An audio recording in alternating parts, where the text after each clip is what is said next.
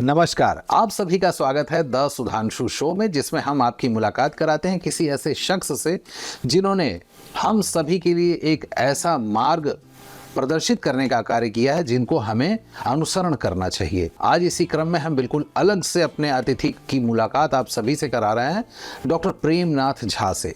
जी हाँ, जिन्होंने जेएनयू से अपनी पढ़ाई कंप्लीट की और बाकी क्या कुछ रहा उनके साथ, हम उनसे ही उनकी जुबानी में बात करते हैं। तो डॉक्टर साहब, आपका ढेर सारा स्वागत है द सुधांशु शो में। बहुत बहुत धन्यवाद सुधांशु जी। धन्यवाद सर। और जहाँ तक आपने पूछा है कि किस तरह से हमने क्या क्या किया और किस प्रकार हमारी पृष्ठभूमि रही और क्या मैं कर रहा हूँ, इस संदर्भ में बताना चाहूँगा कि मैं 1992 में जेएनयू में गया था जी। उसके बाद मैंने वहाँ से जो अपनी एकेडमिक जो पढ़ाई है वो हमने एमए एमफिल पीएचडी पूरी की। इस दौरान हमने यूजीसी की जो नेट जेआरएफ जो परीक्षाएं होती है उसको किया।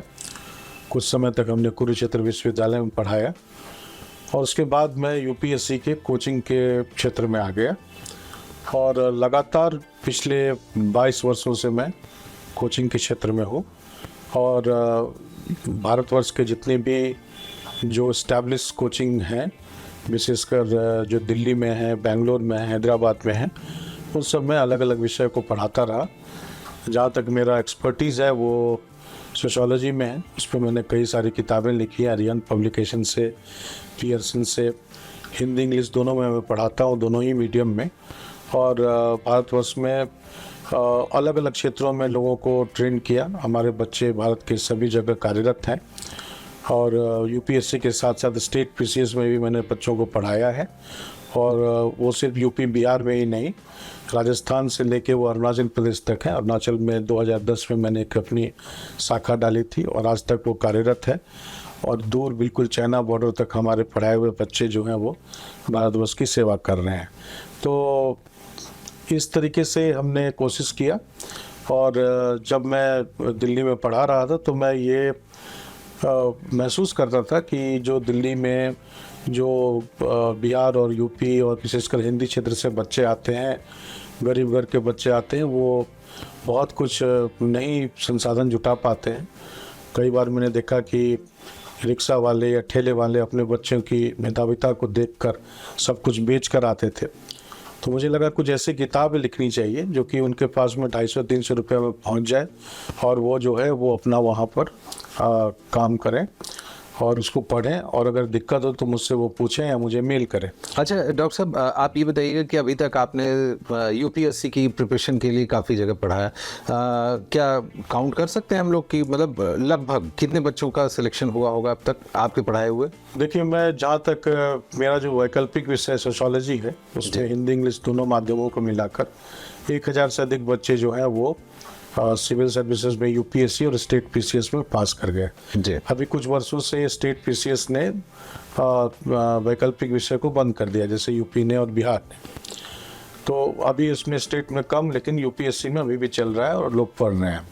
और जहाँ तक जीएस के सब्जेक्ट को जो मैं पढ़ा रहा हूँ, जिसमें कि ऐसे का विषय होता है, एथिक्स का विषय होता है, इंटीग्रिटी का जो बहुत इम्पोर्टेंट है, जो प्रशासक बनने के बाद भी जिसकी ट्रेनिंग दी जाती है, और जो भारतीय समाज का विषय है जो जीएस के प्रथम पत्र में ही होता है, तो उसको अगर हम जोड़ लें अलग अलग जगह पे जो मैंने पढ़ाया, वो 14,000 से अधिक बच्चे अभी तक निकल गया होंगे तकरीबन। बहुत खूबसूरत। और इसमें ये गिनती करना थोड़ा कठिन इसलिए हो जाता है कि एक बच्चे जो है 35 वर्ष की उम्र तक देते रहते हैं।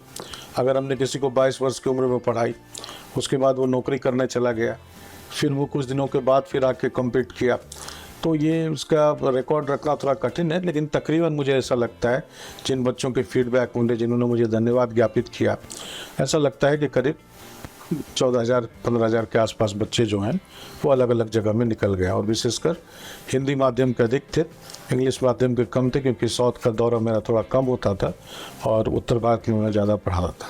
प्रेमनाथ सर, ये बताइएगा कि जैसे कि बच्चे ग्रेजुएशन कंप्लीट करते ही फिर सीधा दिल्ली, वो मुखर्जी नगर आई थिंक से, तो मुखर्जी नगर, और आजकल तो इतना ब्रांड प्रमोशन होता जा रहा है मुखर्जी नगर का, सिनेमा में भी जी वो दिखाया जा रहा है। तो ये क्या कहीं ऐसा नहीं लगता कि they are trying to preset the mind of the students, पहले से ही बच्चों के दिमाग में कुछ आरोपित किया जा रहा है कि दिल्ली आओ तभी तैयारी संभव है। देखिए, इसमें एक कॉमर्शियल एंगल इसमें इन्वॉल्व है, जी, बहुत इंपॉर्टेंट है कॉमर्शियल। लेकिन मैं ऐसा मानता हूँ कि जो भी प्रशासक बनते हैं, मैं अपनी तरफ से उनको देवदूत कहता हूँ, क्योंकि उनकी प्रतिभा, उनकी क्षमता आपको कहीं ना कहीं दिख जाती है। जैसे मैं आपको ये समझाना चाहूँगा कि ऋग्वेद में एक श्लोक है, इंग्लिश में मैं आपको बताता हूँ कि language cut fashion in the ocean of reality. उसमें मैं आपको बता रहा हूँ कि language cut fashion in the ocean of reality. इसका मतलब क्या है कि ज्ञान जो है ना, ये इसमें कोई भेद नहीं है। अगर आप फिलोसफी में अच्छे होते हैं तो आप जर्नलिज्म में अच्छे होते हैं, अगर आप साहित्य में अच्छे होते हैं तो आप दूसरे विषय में अच्छे होते हैं। अगर आपकी मातृभाषा अच्छी है, रविन्द्रनाथ टैगोर की अगर बांग्ला अच्छी थी तो उनका अंग्रेजी पे भी बहुत ज़बरदस्त कमांड था। तो कहते हैं कि जैसे आकाश है ना, आकाश एक ऐसी रियलिटी है जिसमें कोई भेद नहीं, लेकिन शब्द, लैंग्वेज कट फैशन, शब्द के प्रयोग से हम आकाश को बना देते हैं। बोलते हैं कि ये आकाश अभी नीला है, आकाश जो है ये पाकिस्तान का है, ये आकाश हिंदुस्तान का है, आकाश रोमांटिक है, आकाश कुछ कह रहा है, आकाश देखो चारों तरफ बादलों से भर गया है। तो आकाश तो एक ही है, लेकिन शब्दों में उसको हम कई बना देते हैं। तो जहाँ तक मेरा सवाल है, जो यूपीएससी के बच्चे होते हैं, वो जितनी भी ज्ञान, चाहे उनको देहात से ज्ञान मिले, और मैं तो ये कहता हूँ कि जो ग्रामीण क्षेत्र के बच्चे होते हैं जो प्रशासक बनने, क्योंकि प्रशासक बन के कोई जरूरी नहीं कि आप दिल्ली और बॉम्बे की मेट्रो सिटी में ही रहें, आपको देश में विकास कार्यक्रम को अंजाम देना होगा, आपको समझना होगा, आपको गरीबों की भावनाओं को समझना पड़ेगा। कई लोग पढ़े लिखे नहीं होते, वो आपके ऑफिस तक नहीं पहुंच पाएंगे, कैसे उनकी आप दुख दर्द को हर लेंगे।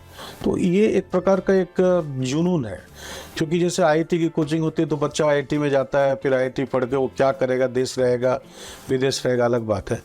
लेकिन आईएएस पीसीएस बनने वाले बच्चों का एक जुनून होता है, क्योंकि वो एंड प्रोडक्ट को देखता है। आपके ऑफिस में जो आएगा उसको आप कुछ ना कुछ फ़ायदा करा के भेजेंगे, चाहे उसकी पेंशन बहाली करेंगे, चाहे उसकी आप कहीं ना कहीं से आप उसके स्वास्थ्य की व्यवस्था करेंगे, पेयजल की व्यवस्था करेंगे।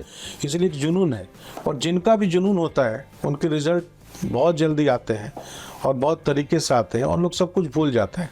तो ये यूपीएससी जो है, ये एक प्रकार का जुनून भी है, एक प्रकार को, जैसे मैंने कहा कि वो देवदूत का खेल है। हम तो सिर्फ मार्गदर्शन करते हैं कि बच्चे, आप जो 3 साल में तैयारी करेंगे हम आपको 1 साल में तैयारी करवा देंगे, ये सब चीज़ें हैं। तो इसमें बहुत ज़्यादा शिक्षक का रोल नहीं है। शिक्षक का रोल इतना ही है कि उसने अपने अनुभव से देख रखा है कि कहाँ, किस सिलेबस में कहाँ कौन कंटेंट फिट होता है, और उस कंटेंट को वो बच्चों को बता देता है ताकि उसको समय रहते। बस यही बात है, और कोई बड़ी बात नहीं। और जहाँ तक आपने पूछा कि छोटे शहरों से बच्चे जो, तो आजकल के ये एक प्रकार का माइंडसेट तैयार हो रहा है। धीरे धीरे लोगों के पास में पैसे भी आ रहे हैं, ग्लोबलाइजेशन से पैसे आ रहे हैं, छोटे छोटे आप जगह में देखेंगे रोड बन रहा है, लोगों के पास में पैसे आ रहे हैं, मुआवजे के पैसे आ रहे हैं। उनको लग रहा है कि रातों रात बच्चे को आईएएस बना दें, और वो भेज देते हैं। बिहार में तो कई जगह इसलिए भी भेज देते हैं कि उससे दहेज अधिक मिल जाता है। तो ये सब भी कई कहानियां हैं। ये प्रपोज करेंगे कि बच्चा जो आईएएस की तैयारी कर रहा है, ठीक है, दहेज उसका बढ़वा, उसका दहेज बढ़वा देते हैं। अब वो क्या करेगा नहीं करेगा अलग बात है, ठीक है। तो और दूसरी बात है कि जब वो 40,000, देखिए ऐसे तो 5 लाख बच्चे भरते हैं जी, और 5 लाख में 40,000 बच्चे सीरियस होते हैं। अब 40,000 में 1,000 का ही सिलेक्शन होना है। अब जो 39,000 जो बच्चे हैं वो तो मार्जिनल मैन हो जाते हैं।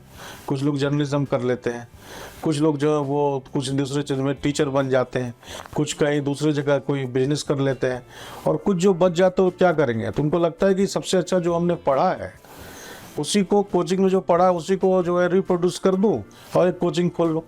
घर से कुछ पैसे ले आते हैं, एक अच्छा सा दफ्तर खोल लेते हैं, ऐड लगा देते हैं। बहुत जो माता पिता होते हैं पैसे वाले होते हैं, वो लगा देते हैं, एक प्रकार का अपना प्रेस्टीज इशूज बन जाता है, और वो कोचिंग खोल देते हैं, ठीक है। और जो बच्चे एक कोचिंग में पैसे देने के लायक नहीं होते हैं, अगर वो पास कर जाते हैं तो उनकी फ़ोटो को छाप कर इनको इंटरव्यू के नाम पे, मॉक इंटरव्यू के नाम पे फ़ोटो को छाप के अपना दुकान चला लेते हैं। तो लेकिन फिर भी आज भी जो सीरियस कैंडिडेट है वो कहीं ना कहीं अपने भगवान को, अपने टीचर को खोज लेते हैं और वहाँ तक पहुँच लेते हैं। बहुत सारे ऐसे बच्चे हैं, मैं जानता हूँ, नाम लेना नहीं चाहूँगा, कि पटियाला के एक शिक्षक हैं, उन्होंने अपने दोनों बच्चों को पढ़ाया। और बहुत कम जाने जाते हैं, लेजर नोन टीचर है, इतिहास और समाजशास्त्र पढ़ाते हैं, इतिहास के बड़े अच्छे टीचर हैं। और उन्होंने समाजशास्त्र पढ़ने के लिए, पढ़वाने के लिए मुझे बुलाया था। उनके दोनों बच्चे आईएएस और आईपीएस बने, दोनों यूपी में ही, और कमाल के हैं, उनका काफ़ी नाम है। और इस तरह के भी शिक्षक हैं आपके जो छुपे छुपे हैं और अच्छे से करते हैं। दूसरी बात, बड़ी अच्छी बात यह है कि जो हमारे कोचिंग शिक्षक जो हमारे सोशल मीडिया पे आते रहते हैं डेली, कुछ ना कुछ ये करो, जी जी, वो रील्स करते हैं, एनसीईआरटी पढ़ो, ये बिल्कुल क्रेज आ गया है रील्स। हाँ, एनसीईआरटी पढ़ो, ऐसे करो। अब बच्चे जो केंद्रीय विद्यालय में पढ़ते हैं या मान लीजिए सीबीएसई में पढ़ते हो तो एनसीईआरटी पढ़ेंगे। अधिकांश कुछ स्कूल ऐसे भी हैं जो आईसीएसई हैं। जी बिल्कुल। अगर आप बनारस की बात करें तो बनारस के जितने भी अच्छे स्कूल हैं, जी। सेंट जॉन मरौली है या लिडूपुर है या डीएलडब्ल्यू है या फिर सेंट मरीज है, वो सब आईसीएसई बोर्ड। अब आईसीएसई का बच्चा एनसीईआरटी कहाँ पढ़ता है? अब क्या आईसीएसई की किताबें खराब है क्या? ऐसा कुछ भी नहीं है। ये एक तरह का वहम हो गया कि एनसीईआरटी किताब में से आना है, एनसीईआरटी किताब में से। देखिए, ज्ञान ज्ञान होता है, और ज्ञान जो है बेसिक ज्ञान अगर हमने बच्चों को अच्छे से दिया है, 2 की पहाड़ा आपने अच्छे से पढ़ी है, तो आपका न्यूमेरिकल स्ट्रेंथ बना रहेगा। तो इसमें कोई समस्या नहीं है। आप इतिहास पढ़ें, भूगोल पढ़ें, और इस तरह का लोग बनाने के लिए, अपने आप को टीचर शो करने के लिए। और सबसे बड़ी बात यह है अंत में कि टीचर वो होता है, जैसे किसी ने मुझे पूछा कि भाई साहब, अगर आपने क्या आईएएस आपने पास किया है क्या? मैंने कहा मैं तो नहीं पास किया। ठीक है, मैं इंटरव्यू दिया था लेकिन फेल हो गया। तो आप फेल हो गए तो फिर आप बच्चों को कैसे आईएएस बनाते? तो मैंने उनसे यही पूछा कि साहब, अगर ऐसी बात होती तब तो कैंसर का इलाज करने के लिए डॉक्टर को कैंसर होना था। ठीक है, तो ये तो इसीलिए मैं ये हमेशा कहना चाहूँगा कि जो कोचिंग वाले टीचर हैं उनकी बहुत सीमित वो उनका पहुंच है। आखिरकार यूपीएससी में जो क्वेश्चन सेट करता है कौन करता है? बीएचयू के टीचर्स, जेएनयू के टीचर्स, इलाहाबाद के टीचर्स। कॉपी की जांच कौन करता है? कोचिंग वाले तो करते नहीं। कहाँ के लोग करते हैं? बीएचयू के प्रोफेसर, हर विषय के जितने नामी विश्वविद्यालय हैं, चाहे वो मद्रास विश्वविद्यालय हो, बेंगलोर विश्वविद्यालय हो, ये टीचर्स करते हैं। और उन टीचर का पढ़ाने का तौर तरीका कुछ अलग है, सोच अलग है। और इनका जो कट शॉट जो ये पढ़ाते हैं, ठीक है, इधर से उधर चाट मसाला मिला के पढ़ाते हैं, तो इनका तरीका अलग है। तो दोनों में मैच कैसे होगा? इसलिए आज भी वही शिक्षक महत्वपूर्ण है जिनकी डिग्री या जिनकी एकेडमिक जो है वो किसी अच्छे विश्वविद्यालय से हुई, और जिन्होंने अपने खुद को उन्होंने परीक्षा दी, यूपीएससी की परीक्षा के प्लस माइनस को उन्होंने समझा और तरीके से वो आगे बढ़े। तो दोनों का मिक्स करके अगर हम पढ़ेंगे इससे करने, तो आज के ज़माने में कोचिंग से बचना बहुत आवश्यक है। मैं ये कहना चाहूँगा कि कोचिंग नहीं करिए ऐसा मैं नहीं कहूँगा, लेकिन सोच समझ के कोचिंग करिए, और वो कोचिंग कीजिए जो आपको फ़ायदा हो, जहाँ फ़ायदा, ऐसा ना हो कि कॉम्प्लिकेंट हैरी कोई, और फिर उसके बाद आप दें और उसको आप चिंतित। अभी बहुत सारे बच्चों ने पीटी का एग्जामिनेशन दिया, वो रो रहे हैं 3 दिन से कि उनका एग्जामिनेशन में रिजल्ट नहीं आया, परेशान हो रहे हैं। तो उसकी वजह, दूसरी बात है कि लगातार हम जब किसी चीज़ को करते हैं तो एक बहुत सही समय पे आप और हम दोनों इस पे चर्चा कर रहे हैं। अभी जस्ट पीटी का रिजल्ट आया है 1 सप्ताह पहले, और मेंस लिखने हैं बच्चों को। जी, मैं सबको यही सलाह देना चाहूँगा आपके माध्यम से कि जिन बच्चों का हुआ है और जिन बच्चों का नहीं हुआ है, जिन बच्चों का नहीं हुआ है उनको ये नहीं समझना है कि उनका नहीं होगा। अगर मान लीजिए लगातार दे रहे हैं तो उनको ब्रेक लेना है, थोड़ा सा अपने आप को रिफ्रेश करना है, रीसेट करना है, अपने बटन को थोड़ा घूमना है, फिरना है, अपने संबंधियों के साथ मिलना है, गांव देहात में जाना है, तरह तरह की चीज़ें होती हैं जिसको समझना है। मैं आपको एक उदाहरण देना चाहूँगा कि एक मेरा स्टूडेंट था, उसका नाम था अक्षत गुप्ता, और वो आईएएस बना। उधम सिंह नगर का वो कलेक्टर था, उसकी पत्नी अभी भी आईजी है, और संयोग से मतलब दुर्भाग्यवश उसका हार्ट अटैक से मौत हो गया। 33 रैंक वो लाया था, और वो 3 बार इंटरव्यू में फेल कर चुका था, और देश के सबसे अच्छे इंस्टीट्यूट जो नामी बाजीरामन रवि से वो पढ़ता था कोचिंग। उसने आईआईटी की थी दिल्ली से, आईएम भी किया था, और एसबीआई जी में काम भी किया था, कई सारा काम उसने किया था। और मज़ेदार बात ये हुआ कि अंत में वो मेरे पास पहुंचा कि सर मैं सब जगह गया, और मेरी उम्र भी उस समय कम थी, अनुभव भी थोड़ा कम था, लेकिन फिर भी मैंने कहा कि आखिर में इसकी समस्या क्या है। मैंने उसका बहुत दिन तक इंटरव्यू लिया, कई बार लिया, और मैंने देखा कि ये शहर की बातें अगर आती है तो बड़े अच्छे से बता पाता है, और जैसे कोई गांव देहात की बात होती है, कोई विकास योजना की बात होती है, गांव की हो जा रहा है, तो समस्या हो जाती है। और जब भी इंटरव्यू में उसको गांव से संबंधित, कृषि से संबंधित, तो मैंने उसको कहा कि देखो इसका एक उपाय है कि तुम गांव से संबंधित विकास, तुमको पूछे कि क्या तुम कभी गांव गए हो, तो बोला सर मेरा गांव तो मेरठ में है और मेरठ तो अब शहर बन चुका है। तो मैंने कहा कुछ ऐसी बातें करना कि जिसको लगे कि मैं तो हमेशा जाता था एनजीओ के माध्यम से, गांव में जाके काम करता था, गांव के लोगों का दुख करता था, ऐसा करता। भारतवर्ष में बहुत सारे तत्व हैं जो छिपे हुए हैं, और अगर आपको विकास करना है तो आपको उसी नज़र से विकास करना है। ठीक है, तो ये कई सारी चीज़ें होती हैं जो प्रशासकों को समझना है, और उसी हिसाब से अगर हम चर्चा करते हैं, उसको पढ़ाते हैं, अगर आप लिखते भी हैं। देखिए आपका जो लिखावट है ना, आपको 200 आजकल यूपीएससी की पढ़ाई जो है, कोचिंग जो है, या उसके जो मेंस के अटेम्प्ट है, बड़े टेक्निकल हो गए हैं। आपको 200 वर्ड में दुनिया का गागर में सागर भर देना है, सारा निचोड़ भर देना है 200 शब्दों में ही। अब उसमें पेस्ट करते हैं हम लोग, पॉलिटिकल एंगल भी लगाते हैं, इकोनॉमिक लगाते हैं, सोशल लगाते हैं, टेक्नोलॉजिकल लगाते हैं, और लास्ट में इन्वायरमेंटल का लगाते हैं। तो हम लोग पेस्ट के माध्यम से कहीं ना कहीं किसी तरीके से, जैसे जनसंख्या है, तो जनसंख्या एक प्रकार का बोझ भी है, और जनसंख्या एक प्रकार के आपके लिए एक उपहार भी है, क्योंकि वो डिविडेंड के रूप में आपको काम कर रहा है, और एक प्रकार का बोझ भी है। जहाँ पे डेवलपमेंट नहीं है वहाँ पे बोझ है, और जहाँ पे डेवलपमेंट है वहाँ पे उपहार है आपके लिए। तो कैसे हम किसी चीज़ों को देखेंगे, ये बड़ा इंपॉर्टेंट है। ऊटी में वहाँ पे टोडा जनजाति के लोग रहते हैं। अच्छा, तो वहाँ पे कलेक्टर ने देखा कि टोडा जनजाति के लोग बड़े दुख में रहते हैं, इनको हमेशा बारिश वारिश का सामना करना पड़ता है, वो भैंस पालक हैं और दिक्कत होती है। तो उन लोगों ने उसके लिए क्या किया, एक कंक्रीट का, मतलब पूरा एक सीमेंट के मकान उन्होंने करीब 250 बनाए। रातों रात जो है वो कलेक्टर जो है पूरा देश में नामी हो गया। उसके कुछ दिन के बाद वो सारे टोडा जो जनजाति के लोग थे उससे भाग गए, घर छोड़ के भाग गए। अब वो टोडा जनजाति के लिए जो घर बना है उसको मैं आपको मुफ्त में दूंगा तो आप जाके नहीं रह सकते, ना उसको मैं बेच सकता हूँ, ना उसको ईंट को उखाड़ के ला सकता हूँ। ठीक है, तो बर्बाद गया हमारा। उसमें दिक्कत क्या हुआ कि उस प्रशासक ने क्या किया, बिना उनके ट्राइब्स के जो हेडमैन थे उनसे बिना पूछे हुए दक्षिण मुखी घर बना दिया। वहाँ पे 2-4 बच्चों की मौत हो गई उसके साथ। उनको लगा कि उनके ट्राइब में था कि दक्षिण मुखी घर में नहीं रहना है, और 2-4 बच्चों की जैसे मौत, उनको लगा कि इसमें कुछ समस्याएं हैं, प्रेत का निवास है, सब भाग गए। और वो अपने झोपड़ी में रहना पसंद को उसमें नहीं रहते हैं। आज के डेट में आज भी खाली है। तो इस तरह की बहुत सारी योजनाएं होती हैं। जब तक हम जनसंपर्क ना करें, जब तक वहाँ के लोकल लोगों की सूझबूझ से उनको शामिल ना, बिना उनका जब तक पार्टिसिपेशन ना करें, तब तक कोई विकास कार्यक्रम, तो प्रशासकों को समझना और लिखना भी पड़ेगा उसको। और तरह तरह के क्वेश्चन आते हैं, 20-20 क्वेश्चन आते हैं, और आपको 3 घंटे में 20 क्वेश्चन करने पर आधे से लोग तो 60% से भी ज़्यादा क्वेश्चन नहीं कर पाते। अगर आप 60% करते हैं तो फर्स्ट डिवीजन मिलता है आपको यूनिवर्सिटी एग्जाम में। लेकिन अगर आप देखेंगे यूपीएससी में जो लड़का टॉप करता है उसको भी 55% नहीं आता है।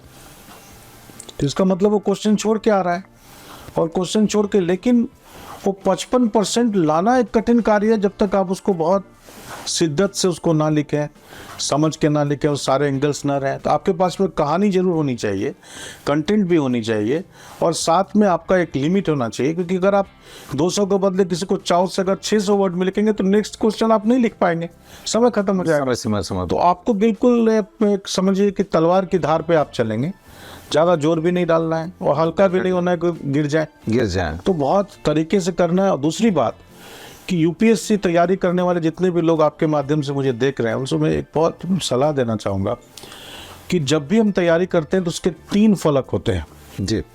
एक होता है टेक्स्ट बुक, एक होता है रेफरेंस बुक, और एक होता है गाइड बुक। हम क्या करते हैं, जब भी कोई एग्जामिनेशन की तैयारी होती है, बैंक, रेल, यूपीएससी, पीसीएस, कोई भी, हम फटाफट क्या करते हैं, बाजार से एक गाइड बुक उठाते हैं और उसको पिछले साल के क्वेश्चंस को देखते उसको अब तो मेरा हो जाएगा, तैयारी में डाल देता हूँ। लेकिन कोई भी इतना मूर्ख टेस्टिंग एजेंसी नहीं है जो कि क्वेश्चन को रिपीट कर दे। ठीक है, तो फिर हम क्या करते हैं, रेफरेंस बुक पे जाते हैं। जैसे मान लीजिए कि रेफरेंस बुक क्या होता है, वो टू द पॉइंट उसी एग्जाम के लिए लिखता है, थोड़ा डिटेल में। अब रेफरेंस बुक पढ़ते हैं तो ज़्यादातर बच्चे, 70% बच्चे reference book, guide book, text book पे कोई नहीं जाता। जैसे अगर हमको इतिहास की बात करनी है तो हमको बिपिन चंद्र, रोमिला थापर अगर हम नहीं पढ़े तो हम ये इधर उधर के छपने वाले इतिहास को क्या समझ पाएंगे? नहीं, बिल्कुल सही बात। तो जब तक आप टेक्स्ट बुक को ना पढ़े, तो सबसे पहले किसी भी चीज़ को धैर्य से हमको टेक्स्ट बुक पढ़ना चाहिए। और उस टेक्स्ट बुक को पढ़ने के लिए हमको दिल्ली, बम्बई, कहीं लंदन जाने की जरूरत नहीं। हम घर में बैठ के टेक्स्ट बुक को पढ़ें, अच्छे जहाँ गांव में अगर घर है तो गाँव अब में जैसे या मान फिर लीजिए शहर में। कि अब मान लीजिए कि जैसे एक रामधारी सिंह दिनकर की किताब है संस्कृति के 4 अध्याय। जी। अब वो संस्कृति के 4 अध्याय क्या है? वो संस्कृति के 4 अध्याय में क्या है कि प्राचीन भारत, मध्यकालीन भारत, आधुनिक भारत और भारत के जहाँ जहाँ संबंध रहे हैं। अब अगर उसको कोई पढ़ लेता है तो पूरी की पूरी चीज़ों को पढ़ लेता है भारत के बारे में। तो इसीलिए हमेशा याद रखिए कि टेक्स्ट बुक जो है वो एक प्रकार का आपका विटामिन मिनरल्स है जो आपके शरीर में मौजूद है, मेन आपका आयुध वही है। वही है। और टेक्स्ट बुक्स में अगर कोई लड़का सॉलिड से पढ़ा है, इसलिए कहते हैं जिसकी स्कूली शिक्षा 10th तक जबरदस्त है वो कभी बीट नहीं हो सकता। 10th तक की बात कर रहा हूँ मैं, 12th की भी बात नहीं कर रहा हूँ। तो अगर टेक्स्ट बुक उसकी मजबूत है तो वो टेक्स्ट बुक के बाद रेफरेंस बुक जोड़ ले, ठीक है। जैसे मान लीजिए भारतीय संविधान की बात है, दुर्गा दत्त बसु की टेक्स्ट बुक है, डी बसु की। उसके बाद आप लक्ष्मीकांत की किताब पढ़ेंगे, उसके बाद ओरिजिनल संविधान को पढ़ना पड़ेगा, सुभाष सिंह कश्यप की किताब पढ़नी पड़ेगी जो नेशनल बुक ट्रस्ट से एनबीटी से आता, हमारा संविधान हमारा पार्लियामेंट। तो इसलिए टेक्स्ट बुक, कोई भी बच्चा टेक्स्ट बुक को पहले पढ़े, हड़बड़ाए नहीं, बिल्कुल धैर्य से रखे।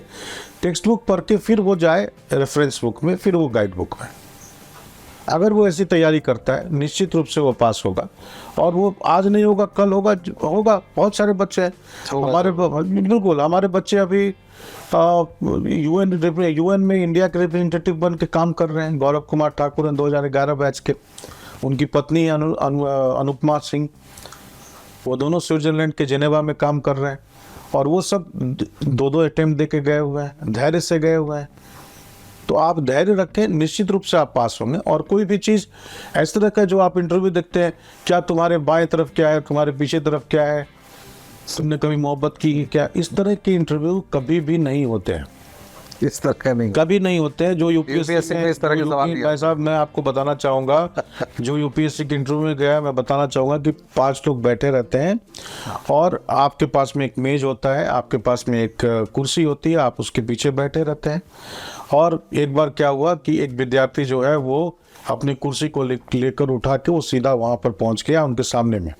जिन्होंने कहा, mister so and so sit there only, I want to see you very completely. क्योंकि जब आप दूर से देखेंगे तभी तो उसको कंप्लीटली देख पाएंगे। बिल्कुल बिल्कुल, तभी सही से देख पाएंगे, हाथ को देख पाएंगे, बॉडी के मूवमेंट, पूरा ऑब्जर्वेशन तभी हो सकता हाथ के मूवमेंट को देख पाएंगे। और साथ में आपकी एक मेज होती है जिस पे आपको एक गिलास पानी रखा होता है, उस पे कुछ व्हाइट पेपर्स रखे रहते हैं, एक पेन पेंसिल रखा रहता है, ताकि अगर आपसे पूछे कि जैसे किसने कहा टरबाइन जानते हो, अगर इंजीनियर टरबाइन जानते हो, टरबाइन को ड्रॉ करके दिखाओ, तो आपको टरबाइन को ड्रॉ करके दिखाना पड़ता है। कुछ चीज़ें, एक बोर्ड भी लगा रहता है साइड में, ठीक है। ये इस तरह के नहीं होते कि अच्छा आपके कभी प्रेम संबंध रहे हैं, आप किसी लड़की के साथ जा रहे हैं, उसको किसी ने छेड़ दिया, आप क्या करेंगे। इस तरह के प्रश्न यूपीएससी में नहीं रहते हैं। मेरे शिक्षक पुरुषोत्तम अग्रवाल जी, उसके जेएनयू से मेरी पत्नी उन्हीं के अंदर में पीएचडी किया उन्होंने। पुरुषोत्तम अग्रवाल जी बहुत समय तक उसके सदस्य रहे, ठीक है।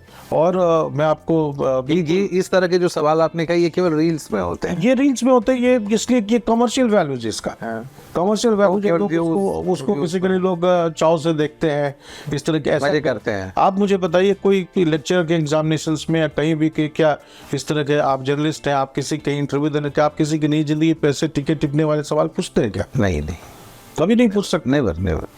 तो ये कभी नहीं होता है। खिलाफ। और दूसरी बात है कि आप जिस लेवल का इंटरव्यू, आप उसमें देखिए, एक क्वेश्चन उसमें हमेशा पूछा जाता है कि आप किस डिस्ट्रिक्ट के हो। भैया मैं झुंझुनू का। तो झुंझुनू देखिए, डिस्ट्रिक्ट पे क्वेश्चन आता है, उसके एजुकेशन पे बैकग्राउंड पे आता है और उसकी योजना पे आता है। जैसे हमने आपसे पूछा कि भाई आप एक इंजीनियर हो, आप इंजीनियर होकर क्यों होना चाहते हो, या आप एक जर्नलिस्ट हो, आईएएस बनना क्यों चाहते हो, आपने मास्टर ऑफ जर्नलिज्म किया या पीएचडी कर लिया। अब आपको एक युक्तिपूर्ण जवाब देना पड़ेगा कि सर एक मास कम्युनिकेशन जो है वो एक कला है, और आज के डेट में सबसे बड़ा इंपॉर्टेंट हथियार जो है लोगों के पास में चीज़ों को, अपनी बातों को, सरकार की बातों को पहुंचाना है। अगर मैं एक जर्नलिस्ट के माध्यम से अगर मैं एक कलेक्टर होता हूं तो मुझ में ये समझ विकसित होती है कि मैं किस तरीके से सरकारी योजनाओं को जन जन तक पहुँचा पाऊँ, ताकि नीचे के स्तर तक के लोगों को ये बात पहुँच में आ जाए और वो उस पर कार्रवाई करें, हमसे संपर्क करें, कहीं बाधित ना हो। और अगर आप थोड़ा ज़्यादा जानते हैं, कोचिंग करते, तो आप ये कह सकते हैं कि हैबरमास ने कहा था कि संचार में कोई बाधा नहीं होनी चाहिए, ठीक है। कार्ल मार्क्स कहते थे कि कोई भी पूंजी में बाधा तभी होती है जब पूंजी जो है वो पूंजीपति के हाथ होती है, और जो नीचे के जो लोग होते हैं सरवारा लोग, उनके हाथ में कुछ भी नहीं होता है। कुछ भी नहीं होता। हेबरमास ने कहा था कि भैया ऐसा नहीं होता है, जिनके पास में संचार है वो सबसे बड़ा पूंजीपति है, और जिनके पास में संचार नहीं है वो सबसे बड़ा खातपति सरवारा है जी। आज अमेरिका को आप देख लीजिए, अमेरिका क्यों है? क्योंकि अमेरिका संचार जगत का क्या है, वो आपके जितने भी संचार के चैनल हैं वो सबको हेड कौन करता है? अमेरिका का। अमेरिका। इसलिए संचार उसके हाथ में, इसलिए उसको पूरी दुनिया की शक्ति उसके हाथ में है। तो अगर आप उसको टॉप अप कर देंगे तो आपके सब इंटरव्यू में और नंबर आ जाएंगे। दूसरी बात, इंटरव्यू जो होता है वो एक बैडमिंटन के खेल के समान होता है। जैसे अगर आपने बैडमिंटन खेला होगा, जी जी, तो बैडमिंटन आप खेलते हैं तो आपको किसी ने सर्व किया तो आप उल्टा के ऐसा सर्व करते हैं ताकि वो आपके चिन्हित स्थान पे आपको मारे। जी जी, आप उसको पीछे कर देते हैं, तो जोर से मारेगा थोड़ी, आपको एस मार पाएगा। आप उसको अगर आगे दे देंगे नेट के पास, वो तो आपको नीचे गिरा देगा, तो आप उसको पीछे डाल देते हैं। तो जैसे आप कहिए कि भाई मुझे तो गांव में बहुत पसंद है और इन्वायरमेंट में फूल पत्ती पसंद है। अगर आप बॉटनी के स्टूडेंट हैं तो आपको मुझे फूल पत्ती बहुत पसंद है, मुझे इन्वायरमेंट का बहुत, आपको उसी पे क्वेश्चन पूछना शुरू कर देगा, ठीक है। या फिर आप कहते हैं कि नहीं मुझे तो आयुर्वेद का बहुत ज्ञान है और मैं आयुर्वेद में विश्वास रखता हूँ, तो मेरे परिवार का इस तरह का, तो आपको आयुर्वेद पे कुछ क्वेश्चन पूछ देगा, कुछ ज्योतिष पे पूछ देगा। ये आपका अपना बनाना है, ठीक है। इस तरह की चीज़ें नहीं होती और बड़े हमें किस तरह के जवाब आते हैं वो थ्रो उसके पास वही करना है जो उसके जवाब हमें आते। बिल्कुल बिल्कुल बिल्कुल, यानी कि हमको अपने एंगल से इंटरव्यू को लेके जाना है। इंटरव्यू को। दूसरी बात मैं आपको ये भी बताना चाहूँगा कि इंटरव्यू में आपने अगर जवाब नहीं दिया तो इसका मतलब नहीं कि आपका सिलेक्शन नहीं होगा। अच्छा, मेरे एक स्टूडेंट है जो IRS हैं, दानापुर में पोस्टेड हैं, रेलवे के बड़े अधिकारी हैं। उनको वो बहुत समस्या थी। मैंने उनको कहा था कि आप कुछ जवाब मत देना। पहला दिन पहला इंटरव्यू था उनका, उन्होंने 3 क्वेश्चन का जवाब लगातार नहीं दिया, फिर भी उनका हो गया। क्योंकि देखिए इंटरव्यू जो है वो ऐसा नहीं कि आपने बोल दिया, बहुत बोलते हैं तो आपका हो ही जाएगा, या आपने कुछ बोल दिया, गलत बोल दिया तो आपका नहीं होगा। हम लोग कहते हैं कि फर्स्ट, आप ऐसे देखिए आमतौर पर लोग क्या करते हैं, first impression is last impression बोलते हैं ना, कि आप किसी से मिले और फर्स्ट इंप्रेशन लास्ट। हम लोग ऐसा नहीं मानते। हम लोग कहते हैं कि first impression never be the last impression. क्या बात है। First impression is lasting impression. वो लास्टिंग करता है, धीरे धीरे धीरे जाता है। आपने पहले गलती की, कोई बात नहीं, आप सेकंड में उठा लीजिए, थर्ड में उठा लीजिए, it never be the last impression. कई लोग आपको मिलते होंगे उनकी जो भाषा होगी, जुबान होगी, वो नहीं आपको समझ में आती, उनके काम बड़े ज़बरदस्त होते हैं, उनके सोच बड़े ज़बरदस्त होते हैं, उनकी तकनीक बहुत ज़बरदस्त होते हैं। इसीलिए आपने मुझे कुछ कहा और मैं उसी तरह से अपेक्षा के हिसाब से आपका जवाब सुनूं, और मुझे नहीं मिला तो मैं आपको छांट दूं। ये UPSC वाले लोग नहीं करते हैं। ये लोग बहुत अनुभवी होते हैं अपने अपने क्षेत्र के। कोई IT के प्रोफेसर होते हैं, कोई JNU के प्रोफेसर होते हैं, कोई बहुत सीनियर ब्यूरोक्रेट्स होते हैं, और उनकी ज़िंदगी में इस तरह के बहुत लोग आते हैं। वो लोग मेधा को देखते हैं कि क्वालिटी बंदे में संकट के समय वो व्यक्ति कैसे काम कर सकता है। देखिए अच्छे समय में आप खूब अच्छे से कलेक्ट्री कर सकते हैं, लेकिन दुविधा के समय, संकट के समय, संसाधन ना रहे उस वक्त में आप कैसे कर सकते हैं, दबाव में आप कैसे काम कर सकते हैं। तो इस तरह के बच्चों को खोजने का प्रयास, उनको कोई निजी जिंदगी से ऐसे टिक्का टिप्पणी क्वेश्चन नहीं करते। तुमने बहुत मजे किए होंगे, तुमने ये किए होंगे, तुमने ऐसे किए होंगे, ऐसे कर लो, मैं हाथ जोड़ के बोलता हूँ कि इसकी तैयारी कर लो, उसकी तैयारी करो। ये सब क्या है, मोनेटाइजेशन जब से यूट्यूब में हुआ है, लोग कुछ कुछ बोल के, आप देखते होंगे कि कुछ लोग सिनेमा के रील को काट कर और उसको काट कर मोनेटाइजेशन करवाते हैं। जी जी। तो ये तरीका UPSC के, उसको हम लोग बोलते हैं नेशनल यूथ डे, जिस दिन प्रीलिम्स एग्जामिनेशन होता है, तो चाहे वो चोरी छिपे या कुछ दिखा के नहीं दिखा के, हर लड़का लड़की अपनी जिंदगी में एक बार UPSC देता है, ठीक है। उसके इसलिए हम लोग कहते हैं कि राष्ट्रीय युवा दिवस है, राष्ट्रीय युवा दिवस, ठीक है। वो सारे युवा उस दिन पहुंच जाते हैं, कहीं ना कहीं छुप छुपा के देते हैं। अब वो सबको इच्छा होती है कि भाई कलेक्टर बने। जो कुछ लोग कहता है कि नहीं मैं तो, ये बेकार चीज़ है, कॉलोनियल माइंडसेट है, हम तो नहीं बनेंगे भाई, ठीक, आप मत बनिए, ठीक है। लेकिन मन में उनकी इच्छा जरूर होती है, ठीक है। तो इसलिए इस तरह पे ना पड़े। जो आज भी जो गंभीर बच्चे हैं वो टेक्स्ट बुक की तैयारी करें, अच्छे से तैयारी करें। हाँ, अभी बहुत सारे बच्चों ने फेल इसलिए भी किया कि वो इंटरनेट पे बहुत ज़्यादा डिपेंडेंट हो गए। इधर से डाउनलोड, उधर से डाउनलोड, उधर से डाउनलोड। और रामदेव बाबा की योगा की तरह है, जिसको लोग देखना पसंद करते हैं, करना नहीं पसंद करते हैं, तो डाउनलोड तो लोग करते हैं, पढ़ते नहीं हैं। और अभी क्या हुआ है कि 5 बड़े बड़े कोचिंग इंस्टीट्यूट्स ने कॉर्पोरेट कोचिंग बना दिया है। अब उनके मेट्रो पे ऐड होते हैं। अब इस तरीके से जब आप ऐड देखेंगे, एयरपोर्ट पे ऐड देखेंगे, जहाँ जहाँ आप ऐड देखें, उनके पास वो बड़ी बड़ी टीमें हैं। कोई कंटेंट डेवलपर है, जो लौट के फेल कर दो, कंटेंट डेवलपर लगा दिया। अब आज बारिश हुई है, उसी पे कंटेंट डेवलप कर देंगे, वो 50 पेज का वो डाल देंगे सबके, जो भी उनके सब्सक्राइबर है, जो भी उनके स्टूडेंट है। ठीक है क्या, कठुआ में आज एक सैनिक की जो जीप थी, उस पर जो है 2 आतंकवादियों ने हमला किया, 2 सैनिकों को घायल कर दिया। ये क्वेश्चन कभी आएगा क्या? लेकिन उसी पे कंटेंट डेवलप है।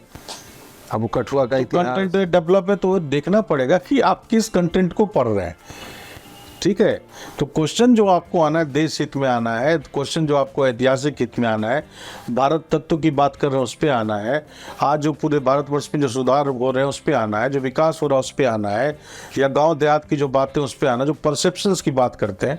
आमतौर पर जब मैं UPPCS का साक्षात्कार देने के लिए आता था यहाँ पे उत्तर प्रदेश में, तो मुझे साक्षात्कारकर्ता पूछते थे कि आप तो कॉमरेड हैं, ठीक है, और इतनी दूर से आए, ठीक। तो मैं उनको समझा नहीं पाता था कि मैं कितना, कौन कॉमरेड हूँ, क्या करूँ, प्रश्न नहीं पूछते थे। तो परसेप्शन से दुनिया में फैले हुए अलग अलग जगह पे लोग अलग, तो परसेप्शन को भी समझना है। चाहे वो देखिए, कई लोग, आज भी बहुत सारे लोग हैं जो ये नहीं समझ पाते कि कम्युनिस्ट पार्टी CPI भी है और CPM भी है। ठीक है, तो CPI और CPM में क्या अंतर है? समाजवादी पार्टी भी समाजवाद की बात करती है, कम्युनिस्ट पार्टी भी समाजवाद की बात करती है, दोनों में क्या अंतर है? तो हम लोग कोचिंग में बेसिकली बच्चों को समझाते हैं कि समाजवादी पार्टी भी समाजवाद की बात करती है, गरीबों की बात करती है, सबकी बात करती है, लेकिन उनका फोकस कास्ट पे है, कास्ट पे है। ठीक है, और कम्युनिस्ट पार्टी जो है उनका फोकस क्लास पे है, क्लास पे, मजदूरों पे है। इसलिए वो वर्ग बनाते हैं, वर्गेदारी प्रथा करते हैं जी। ठीक है ना, ऑपरेशन वर्गा करते हैं बंगाल में।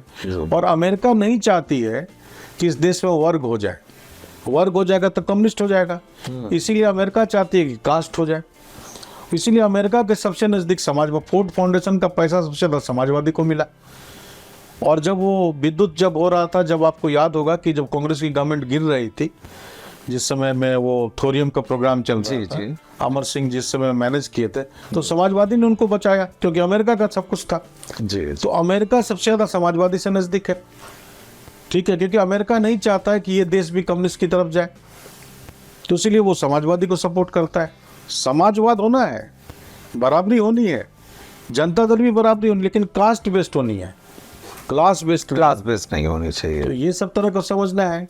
ठीक है, तो आपने इतनी अच्छी जानकारी दी, मुझे तो इच्छा नहीं हो रही थी कि हम लोग साइन ऑफ की ओर हो जाएं, जी। लेकिन आप हमारे साथ द सुधांशु शो में आप आए और इतनी बढ़िया जानकारी दी, इसके लिए बहुत बहुत धन्यवाद सर। बहुत बहुत धन्यवाद आपका। तो आज द सुधांशु शो में इतना ही। अगली बार हम होंगे एक नए अतिथि के साथ, तब तक के लिए शुभ रात्रि, शब खैर, नमस्कार।